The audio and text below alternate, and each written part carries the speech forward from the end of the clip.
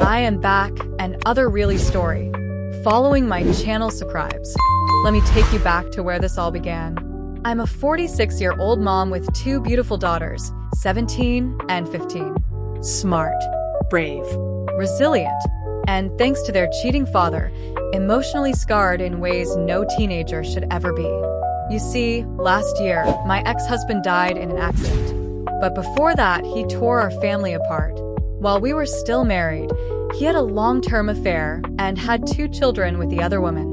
And in a dark twist of fate, she died in the same accident. So yes, he left behind 2 boys born of betrayal and 2 daughters he emotionally abandoned. And when he passed, that betrayal didn't die with him. If anything, it exploded. My ex-in-laws, his devoutly Christian parents, took it upon themselves to fix everything by trying to gain custody of my daughters and move into our home. You heard that right. The very people who supported their son's affair now wanted to steal my girls and invade our lives. We're currently in court over the custody part, but the living with us thing? Not a chance. Birthday cake, the incident. Fast forward to this past weekend. It was my youngest's birthday. Instead of a big party, just yet, I gave her a generous budget and turned her loose at the local farmer's market. She was giddy, laughing, sampling chocolates, buying handmade treats from local farmers. About an hour later, I got that gut feeling. You know the one. Something was wrong. Then my phone rang. It was her, crying, shaky voice. She could barely speak. "Mom, these ladies, they're yelling at me. I don't know what to do." I sprinted toward her with my oldest daughter, and what I found made my blood run cold. 6 older women. Women I vaguely recognized from my ex-in-law's church had surrounded my child like a pack of wolves, pointing fingers, calling her unchristian, heartless, and worse for not loving the baby brothers she never asked for, and refusing to visit her grandparents. She was shaking, her bag of birthday goodies spilled on the ground. I lost it. I told my eldest to grab her sister's things and go to the car. Then I stood toe-to-toe with these self-righteous church harpies and let them have it. No yelling, just razor-sharp words delivered with enough force to shut them up. But of course, they couldn't help themselves. "You're a horrible Christian wife," one of them spat. "Your husband's soul is suffering because of your rebellion." I nearly laughed. He cheated, lied, and left me with a mess, and I'm the bad guy? Eventually, the market security got involved. Too much yelling. We were asked to leave. As I walked to the car, they followed me, shouting accusations and scripture, like some kind of biblical witch hunt. We drove away. My girls were silent. My youngest clutched her candy, like it was a shield. That night, after they went to bed, I logged online. The church's Facebook post. A friend from the church messaged me, apologizing for what happened. Then he told me something that made my skin crawl. My ex-mother-in-law had posted a sob story in the church's Facebook group, painting me and my daughters as villains. She claimed we were making them homeless and penniless, that I refused to care for the surrogate twins. Yes, she actually claimed the affair partner was our surrogate because I couldn't have more children. Oh, and that I rejected the babies just because they were boys.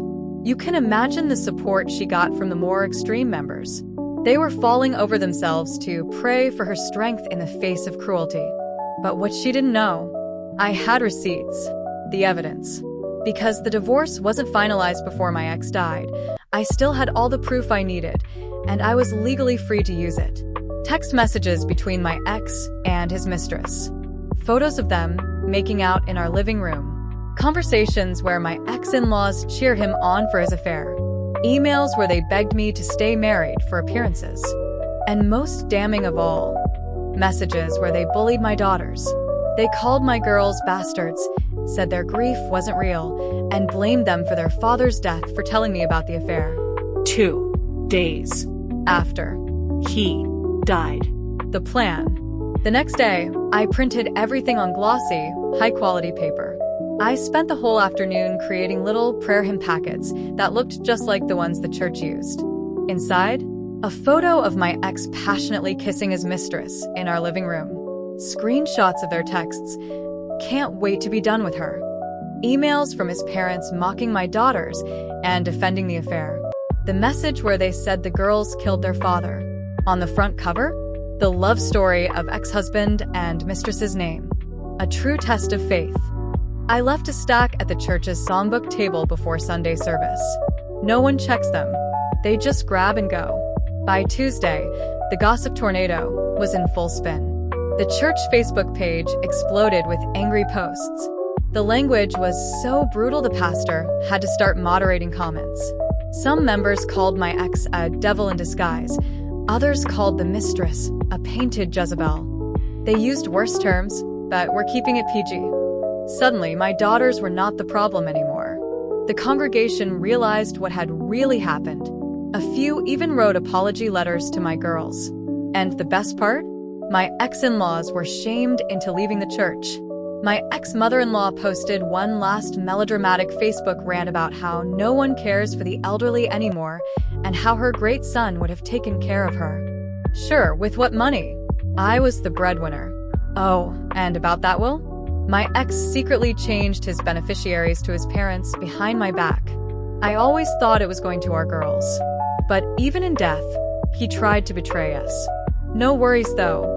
I never wanted his money. I just wanted the truth to come out. And it did. In glorious, laminated detail. The moment those binders hit the pews, justice was served. The church that once blindly supported my ex-in-laws turned on them with righteous fury.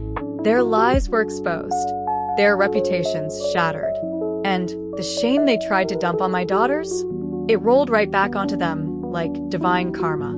I didn't need to scream or beg for justice.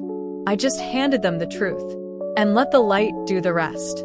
Sometimes, revenge doesn't need to be loud. It doesn't need to be violent. It just needs to be true. Because the truth, when finally revealed, has a power no lie can survive. If that revenge made your heart sing just a little, hit that like button and tell us in the comments. What would you have done in her place? And don't forget to subscribe for more real-life revenge stories that prove karma is very, very real. Until next time, stay strong, stay kind, and never underestimate a mother.